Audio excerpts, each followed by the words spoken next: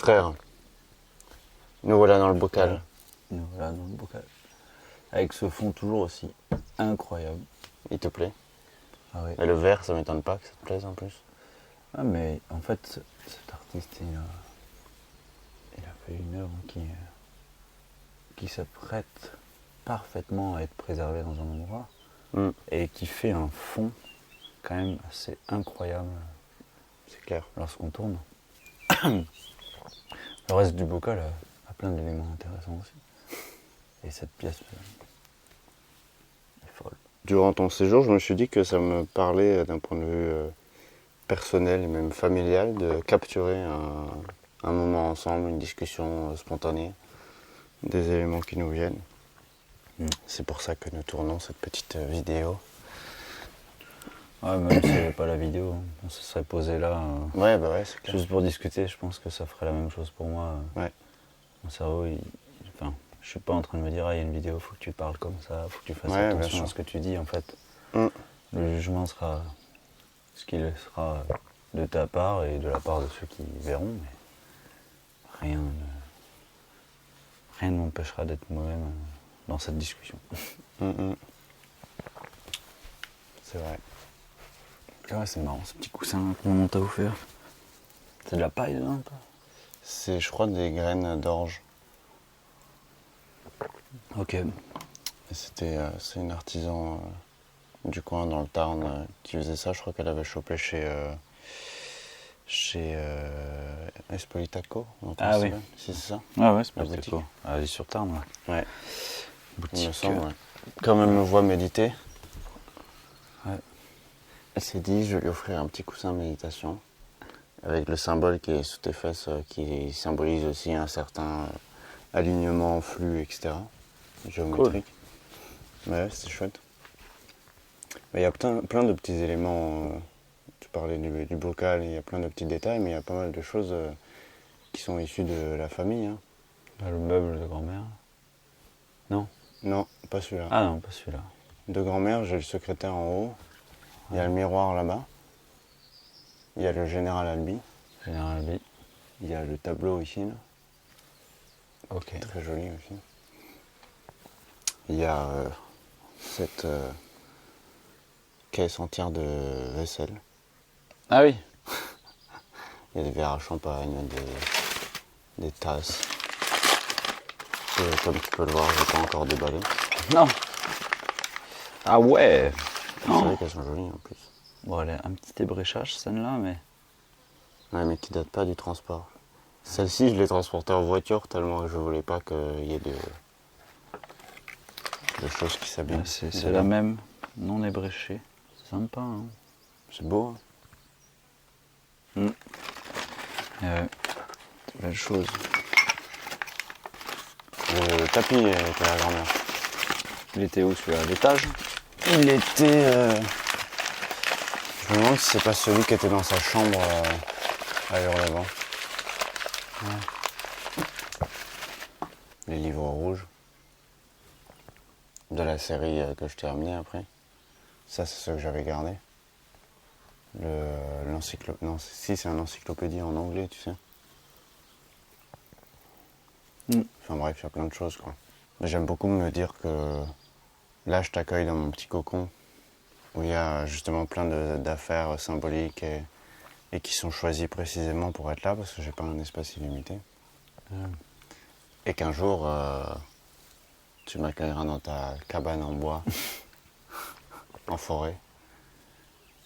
Avec mes éléments, ouais. Ouais, avec les tiens. J'ai hâte de mettre la bibliothèque un jour de grand-mère, justement. Avec sans doute, justement, une partie des livres familiaux que on se transmet de génération en génération. Avec un savoir incroyable à l'intérieur. Bon, ça viendra. Oui. Je pense que c'est chaque chose en son temps, là, tu vois. Aujourd'hui, ce qui m'importait à venir, voilà, le temps, comment il m'a piqué bien comme il faut là. Il est là, le petit là. Ah, tu m'étonnes, il est heureux. Là. Les cochons, il ne va pas pouvoir trop les piquer, donc là, nous, chair fraîche. Je vais l'avoir. Tu vas l'avoir. Il va se reposer. Ah bah. Ah mais parce qu'avec le micro, par contre le micro j'ai dû faire un bon. Avec le micro du coup ça a pas aplati contre mon corps, ça a laissé un creux. Et c'est là où il était. Tu as le droit de vivre, petit temps. Ouais, il est juste parti du coup. Il est parti du coup.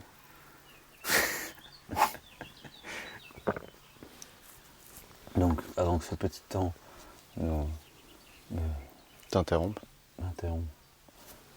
Je ne sais pas. Ouais, Si tu disais que tu étais venu Ah ici. oui. J'étais venu ici ouais, parce que ça fait un moment que je t'avais pas vu, ça faisait un moment qu'on n'avait pas passé de temps ensemble.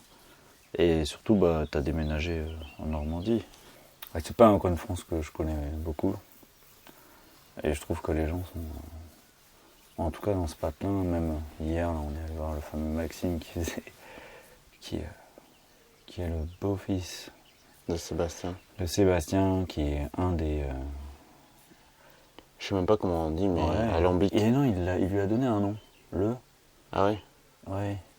Lui, c'est pas moi le bouilleur. Ah oui, Le bouilleur. Ouais. Ah oui, oui. Ça s'appelle des bouilleurs. exact. Et le mec du polo a dit oui, à l'époque, les bouilleurs, ils les repéraient à l'odeur.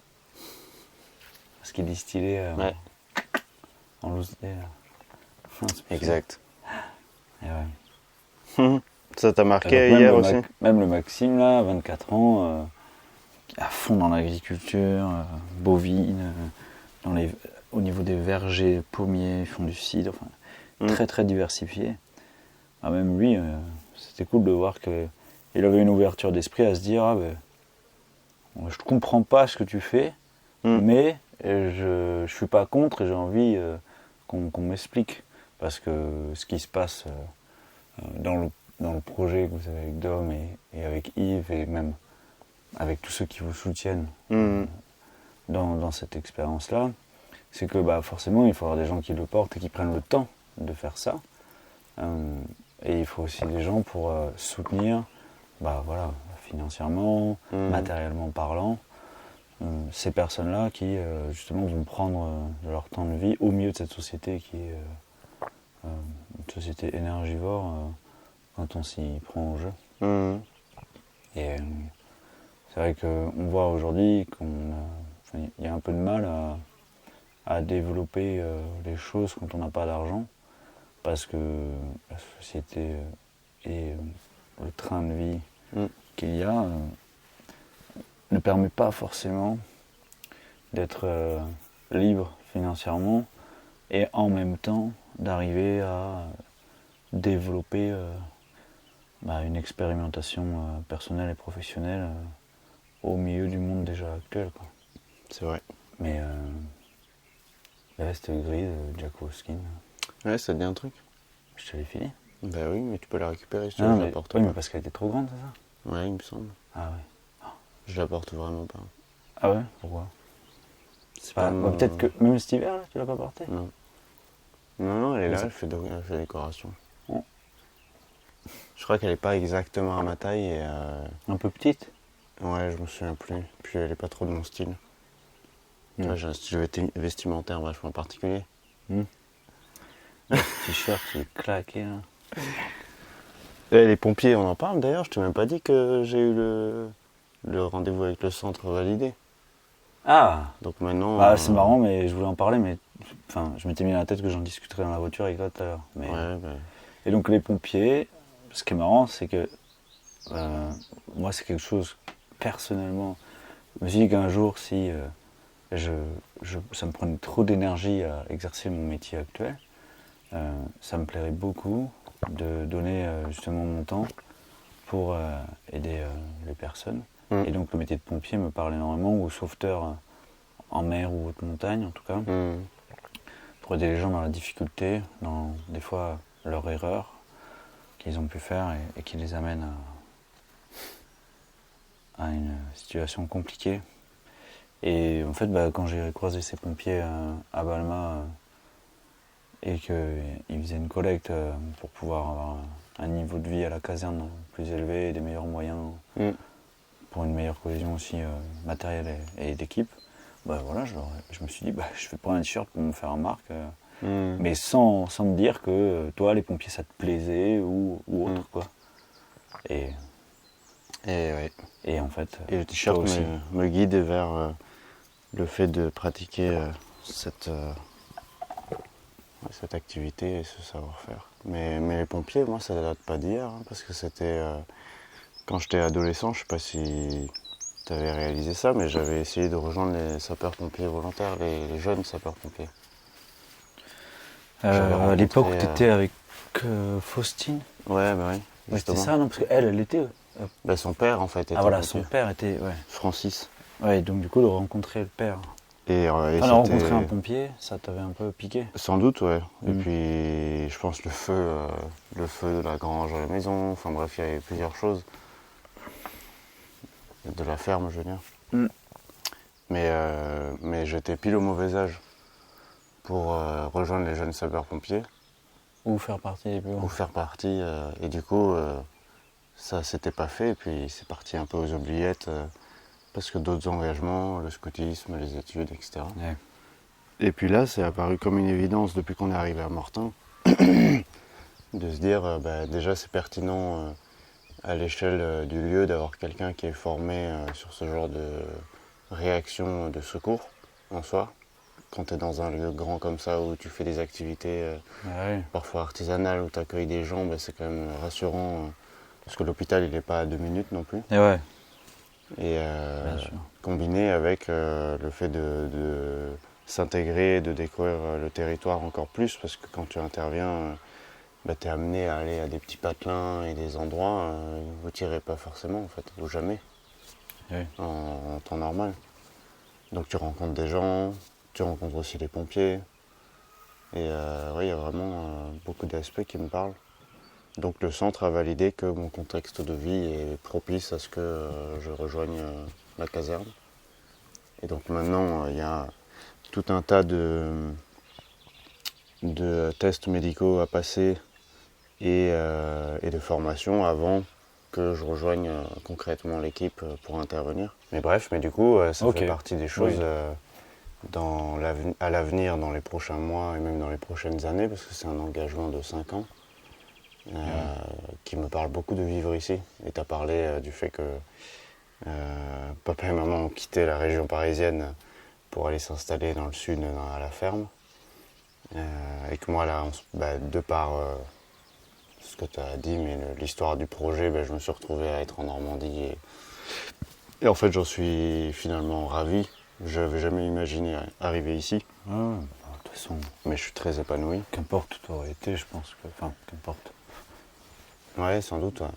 Je me serais adapté où je Oui, c'est où ça. qu'on soit allé. C'est que la Normandie, bon, c'est un endroit sur cette planète, quoi. Ouais, ouais, c'est clair. Finalement, il fait chaud dans le Tarn parfois, comme dans le Tarn. Oui, c'est ça. C'est que là. Et je me disais, j'ai toujours dit, même quand j'étais en région parisienne, que j'étais originaire du Tarn. Alors qu'en soi, quand on remonte à vraiment plus l'arbre généalogique de la famille, on n'est pas. Enfin, si, du nom de famille Albi, Ouais. il y a de fortes chances qu'il y a longtemps, Ouais, faudrait on soit prendre du le- Tarn. Parce que Stéphane, quand il a l'arbre généalogique sur lequel il a travaillé, il est remonté au XVIIIe siècle, du côté Albi, purement Albi.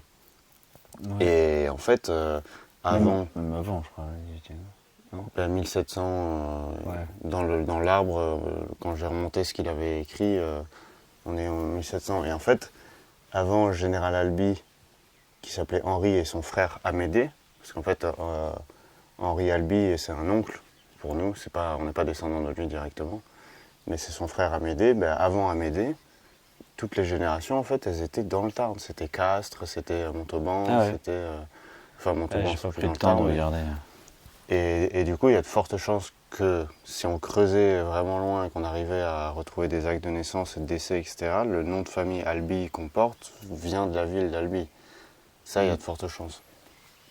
Mais pour autant, notre histoire proche familiale, et même quand tu regardes les autres côtés, Albi, Krantz, même du côté de grand-mère, etc., on vient d'un peu partout en France, en fait. Et même un peu de l'étranger, parfois. Oui. Krantz, c'est frontière France-Allemagne, et Krantz, ça sonne plus comme allemand que comme français. Mais bref, et du coup, ce que je voulais dire par là, c'est que je me présentais toujours comme étant originaire du Tarn, parce que c'est comme ça que je le sens de par... j'ai grandi là-bas et je me sens attaché à ces terres, et d'où les Clusiers comme étant des terres qui me parlent beaucoup et à qui auxquelles je voudrais dédier du temps un jour. En fait, je suis adaptable. Parce que, in fine, mes parents, à l'origine, ils sont plutôt parisiens. Ouais, bah, Et du coup, libre à moi de m'adapter en fonction d'où je suis. Et ça rejoint ce que Maxime disait hier, qu'il détectait un peu plus toi que tu avais un accent. Et pourtant, Alors que très peu. alors que très peu. Oui, j'ai pas beaucoup pris l'accent. Ouais. Je pense que j'arrive dans cette région. Moi, j'ai cette capacité à avoir une personnalité. Je m'attache pas. Je m'attache pas forcément à un accent en fait. Je me dis pas, ah, les gens ici parlent comme ça, faut que je parle comme ça. En fait, je pense que je me fonds, comment dire, mon, mon état de, ma parole va prendre un peu l'accent pour plus être proche des gens. D'ici. Parce que quand j'ai bossé avec mon premier patron, Claude, qui avait René, il avait pas mal de mimiques, pas mal d'accent. Et en fait, je prenais un peu son accent quand j'étais avec lui. Et le soir, j'avais plus cet accent-là. Et en fait, c'était comme si je voulais avoir une espèce... Je me dis, bah ouais, lui, il est adulte, il a sa personnalité, il a sa façon d'être. Moi, je suis en train de me chercher encore. Et donc, comme si j'essayais d'avoir une intimité avec son accent, avec sa façon de parler, ses mimiques. Et en ayant cette intimité, je ressentais, s'il y avait des choses qui résonnaient en moi, je les gardais. Et c'est pour ça, les gens ils disent « Ah, t'as pas trop l'accent », mais c'est parce qu'en fait, je pense que j'ai trouvé ce qui me plaît dans l'accent aveyronais, dans l'accent tarnais. J'ai trouvé ce qui me plaisait et aujourd'hui, j'ai mon accent à moi. Ouais. Et il y a plein de mots où ça va pas chanter. Et il y en a 2-3 où ça va chanter parce que ça me plaît de chanter sur ça. Et en fait, c'est pas, j'ai pas de personnalité, personne n'en a dans ces cas-là. Ça veut dire que depuis la nuit des temps, on fait que se copier les uns les autres et pour tout. T'as mis le même carrelage que moi, bah ouais, mais il y a 3 siècles, ils avaient mis le même en fait. Donc, Mais c'est finalement du coup ça, ta personnalité. C'est voilà. que sur certains mots, tu vas chanter et ça raconte ton histoire sur ça. C'est ça, c'est que mon dialecte a une diversité d'accent par rapport à des mots, par rapport à des phrases, par rapport à des situations, qui fait que ma personnalité reflète un peu toutes les rencontres que j'ai faites via ma parole. Ouais, bien sûr. Et ça, en fait, je trouve que ça me plaît et je laisse faire parce que ça, j'ai jamais vraiment réfléchi à parler comme ci ou parler comme ça. Je parle comme je le sens. Donc voilà, comme je le sens, tu vois. Il y a un petit accent, mais parce que je me rends compte, mais sinon... Bien sûr. Non mais c'est vrai, mais j'aime beaucoup cette idée. C'est quelque chose auquel je crois beaucoup, mais que finalement on est individuellement que des morceaux de nos expériences, de nos rencontres, et ce qui du coup compose notre personnalité unique. Mais en fait, on n'invente pas grand-chose durant nos vies. On est parfois des mélanges de morceaux de ceci et de cela. Ouais. Mais c'est ça qui fait... c'est bien. C'est ça qui fait, je trouve, le côté unique de chacun. Et ce que j'aime beaucoup, c'est qu'en soi, et ça me plaît du coup de partager ce moment avec toi, c'est que en tant que frère, il y a clairement des choses qui nous sont partagées, communs. Ouais. Parce qu'on a quand même passé plusieurs années à vivre sous le même toit, à partager des moments et des vacances et des souvenirs de fou, même si on est, de par les 3 ans d'écart, on n'a pas forcément étudié toujours en même temps, mais à la maison, on passait tellement de temps les week-ends. Donc mais ne serait-ce qu'une grande partie de notre éducation, et ça se voit du coup quand on est ensemble dans un autre environnement que quand on était chez Marie-Claire pour le déjeuner. Ça se voyait qu'on avait tous les deux des réflexes qui étaient basés sur comment papa et maman nous ont éduqués en fait. Et je trouve ça trop bien. Ouais, un comportement avec des similitudes. C'est ça. Mais en fait, il y a toute une instruction personnelle qui se construit et c'est à toi de te remettre en question constamment sur bon, je fais ça depuis 10 ans, mais est-ce que c'est toujours correct? Est-ce que c'est adapté à la situation? Est-ce que mes mots ne vont pas peser pour cette personne par rapport à ce qu'il est? Exact. Et là, ouais, alors, il y a plein de choses qui sont acquises. Et il y a plein de choses qu'on va expérimenter finalement toute notre vie. La façon de dire bonjour à quelqu'un, c'est jamais la même. C'est vrai. Peut-être qu'il y a un geste, mais le geste n'a jamais la même la sensibilité, n'a la même intensité. C'est très particulier. Une poignée de main, quand on rencontre quelqu'un, c'est jamais la même. Entre le regard, la position du bras. Il y a des personnes, il y a des personnes, quand elles vont te serrer la main, elles vont avoir le coude qui va être très proche. Elles vont être proches de toi. Il y a des personnes, elles vont avoir la main tendue. Des personnes, ça va être à moitié. Il y a des personnes, elles vont être un peu de profil. Il y a des personnes, elles vont être un peu comme ça. Il y a des personnes, elles ne te regardent pas. Il y a des personnes qui te regardent. Et ça, rien que ça, en fait, on a notre façon aussi. Moi, j'aime dire bonjour, la main comme ça, le coude à peu près là. Mais même, on n'a jamais la même, en fait. Et puis la bise aussi. Hein. Ah, la bise, c'est... gauche, droite, 3, ok, c'est 3. Est-ce que c'est... on fait une bise, on fait un bisou sur la joue de la personne? Est-ce que c'est dans l'air, sans regarder la personne? Ouais. Ben, tu vois, moi ça a vachement évolué.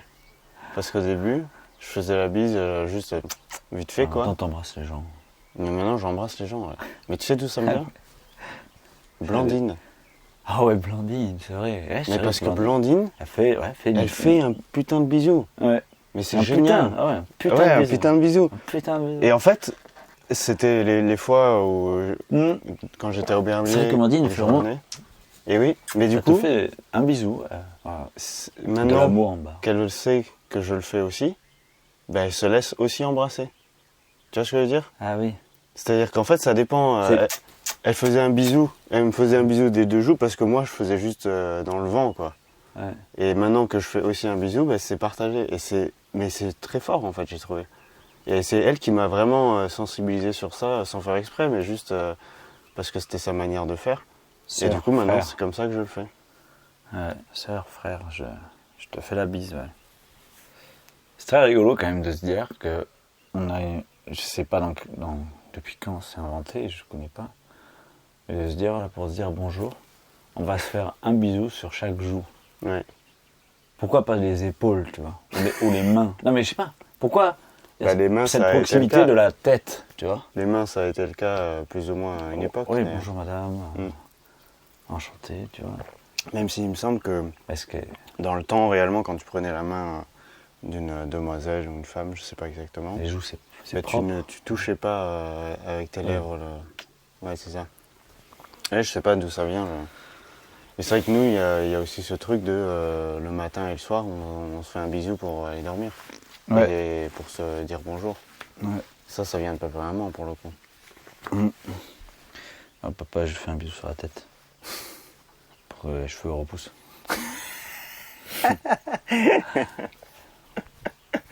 T'as raison. Ouais, mais je suis très heureux d'avoir partagé ces quelques jours ici avec toi.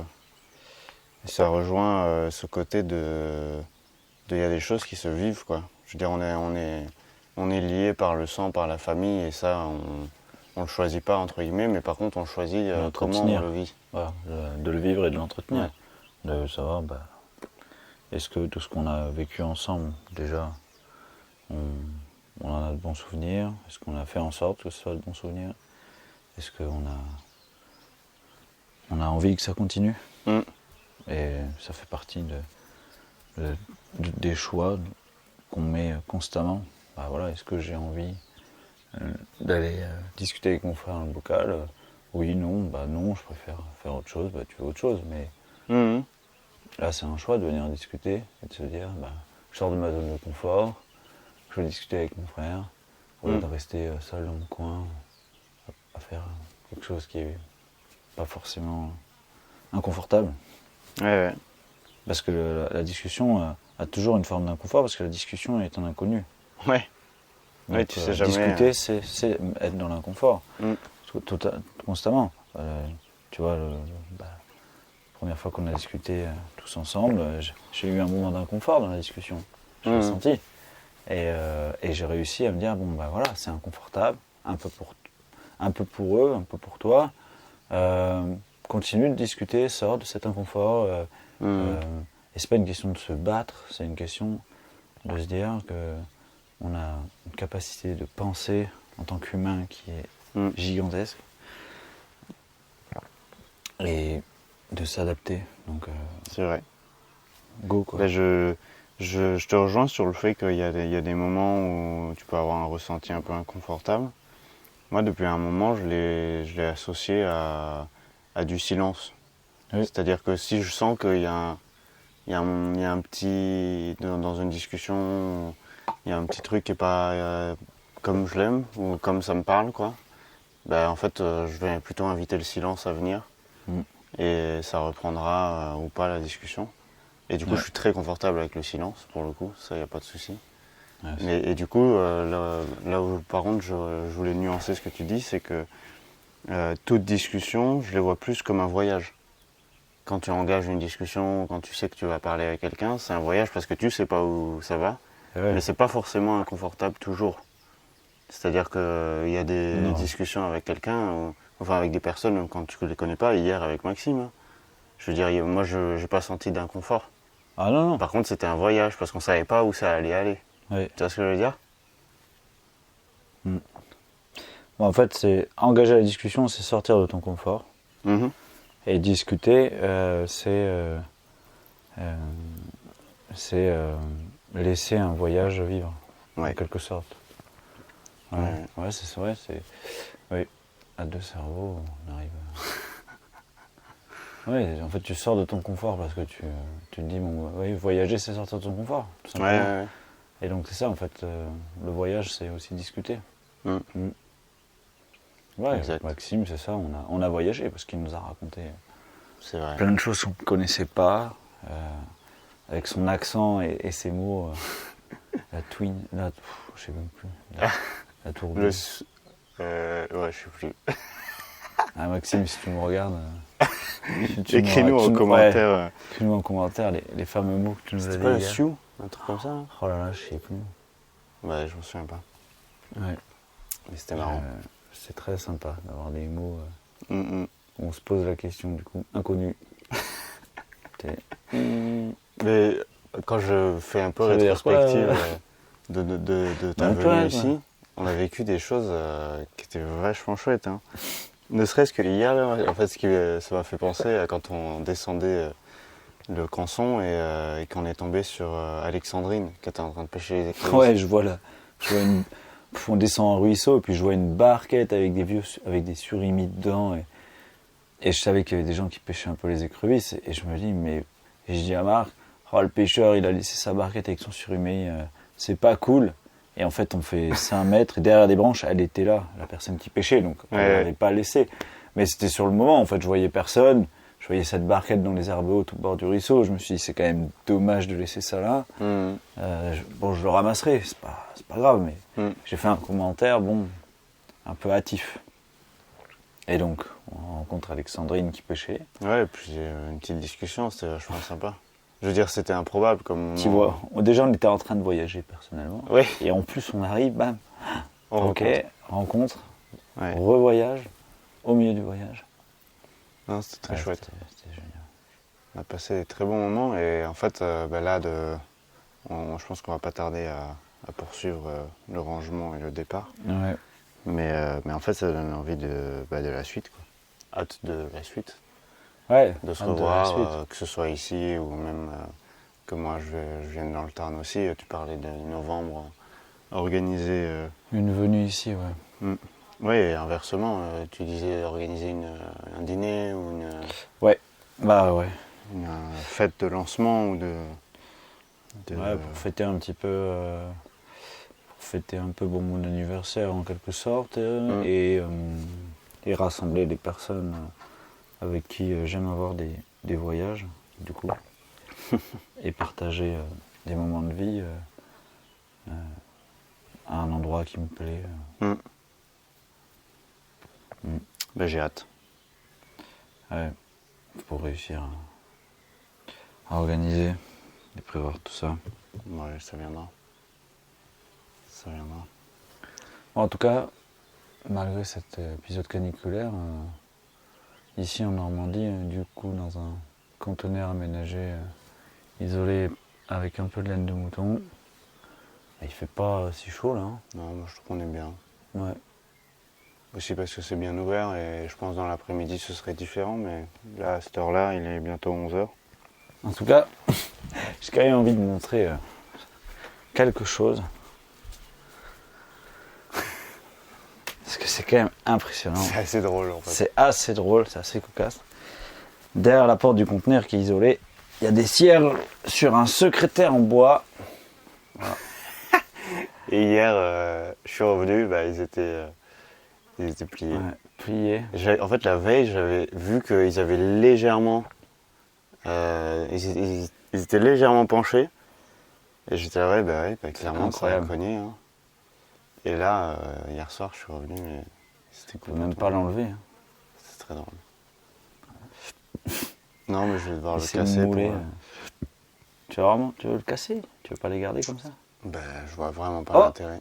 Oh! Voilà, tu peux le garder. Je vois pas forcément l'intérêt de le garder garder très comme drôle. ça. Très très rigolo. Mais voilà, la température a fait déformation de matière. Et ouais, mais ça rejoint le fait que le conteneur n'est pas encore projeté au liège aussi. Non. Parce que ça n'a pas fonctionné à ma première tentative. Ouais, faire à l'extérieur. Et quand ce sera le cas, je pense que ça va changer le rayonnement, au moins la hauteur de température qui va rayonner du métal parce que ce ne sera pas lui qui prendra le soleil directement. Quoi. Ouais.